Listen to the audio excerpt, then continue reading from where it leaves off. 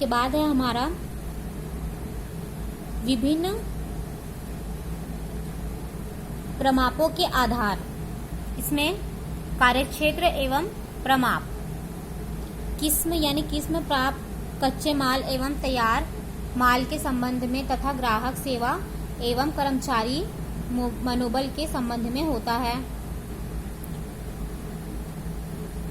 इसमें वास्तविक प्रगति का मापन,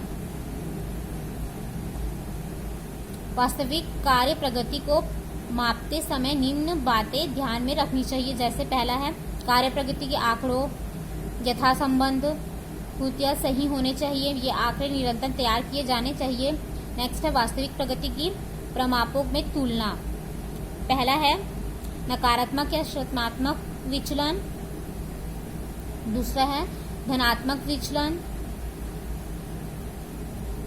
धनात्मक विचलन का अभिप्राय वास्तविक कार्य प्रगति कार्य में से अधिक होना है। यदि यह जानकारी मिल जाए कि वास्तविक प्रगति अधिक होने के क्या कारण है तो उनमें और अधिक सुधार करके भविष्य में कार्यकुशलता को बढ़ाया जा सकता है। उसके बाद है महत्वपूर्ण बिंदुओं पर नियंत्रण एवं अपवाद द्वारा प्रबंध के लाभ। पहला है महत्वपूर्ण विचलनों पर ध्यान देने से समय व प्रयासों की बचत होती है। प्रबंधकों का ध्यान महत्वपूर्ण क्षेत्रों पर रहता है। इसके बाद है विचलनों के कारण। पहला है मानवीय कारण में कर्मचारियों की अकुशलता मुख्य है। अनिश्चित घटनाएं जैसे हड़ताल, तालाबंदी, कच्चे माल की कमी, अनेक प्रतियोगियों का बाजार में प्रवेश करना आदि। इसके बाद है सुधारात्मक कार्यवाही करना। इसमें सुधारात्मक कार्यवाही का उद्देश्य वास्तविक प्रगति को अपेक्षित प्रगति के अनुकूल बनाना है।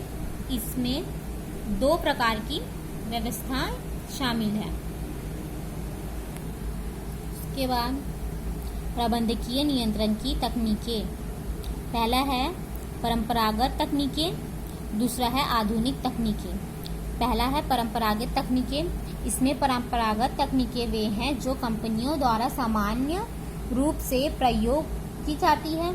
यद्यपि वर्तमान परिस्थितियों में ये पुरानी और अप्रचलित हो गई है कि परंतु अभी भी कोई कंपनियां इन्हें प्रयोग कर रही है। जैसे पहला है व्यक्तिगत अवलोकन, पर्सनल ऑब्जर्वेशन। यह नियंत्रण की अधिक प्रचलित और परंपरागत तकनीकी है। इसके अंतर्गत प्रबंध अधीनता का तब अवलोकन करते हैं जब वे कार्य का निष्पादन कर रहे होते हैं। इसके बाद है संख्या शास्त्रीय प्रतिवेदन।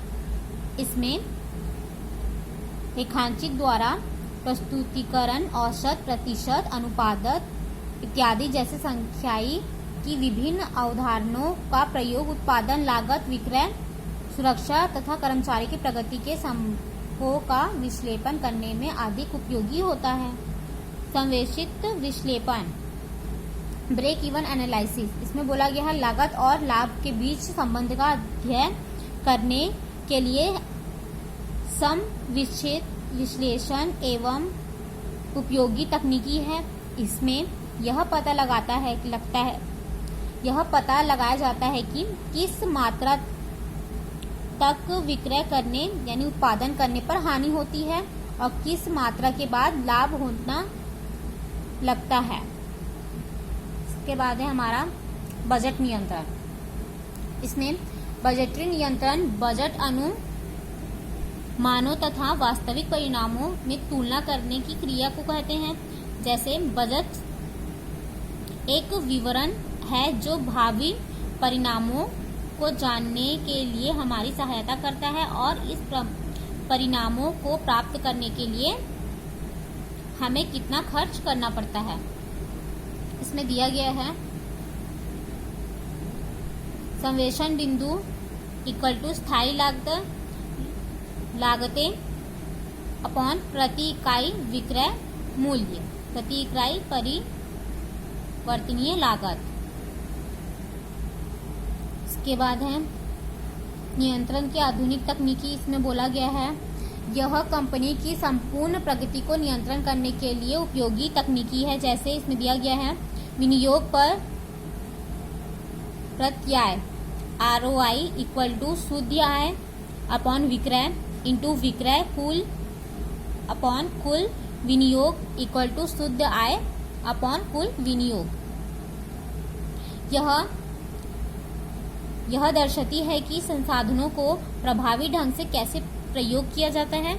हम चालू वर्ष और पिछले वर्ष की ROI की तुलना करने के व्यवसाय की गति को पिछले वर्ग की प्रगति से तुलना कर सकते हैं। नेक्स्ट है अनुपात विश्लेषण। इसमें पहला है तरलता अनुपात। इसमें यह अनुपात विभिन्न अंशधारकों में देय राशि का भुगतान करने के लिए व्यवसाय की योग्यता को मापने में सहायक होता है। जैसे चालू अनुपात इक्वल टू चालू संपत्ति अपॉन चालू दायित्व। दूसरा तरल अनुपात नकद या रोकड़ प्लस देनदार अपॉन चालू दायित्व होता है। इसके बाद है प्रबंध सूचना तंत्र। इसमें नियंत्रण की प्रबंध सूचना प्रगति कंप्यूटर पर आधारित सूचना प्रदान प्रगति है जो प्रभावी प्रबंधकीय निर्णय के लिए सूचना और सहायता प्रदान करती है। जैसे यह विभिन्न स्तरों पर काम करने वाली सभी प्रबंधकों को यथार्थ सूचना प्रदान करता है। यह प्रबंध के सभी स्तरों पर नियोजन नियंत्रण और निर्णय में सहायता करता है। यह लागत संबंधित प्रभावी प्रबंध प्रदान करता है और यह उस सूचना की गुणवत्ता को बढ़ाता है जिसके साथ एक प्रबंधक कार्य करता है। यह प्रबंधकों पर सूचनाओं के अधिक भार को कम करता है, अर्थात उन्हें केवल संबंधित सूचना प्रदान की जाती है।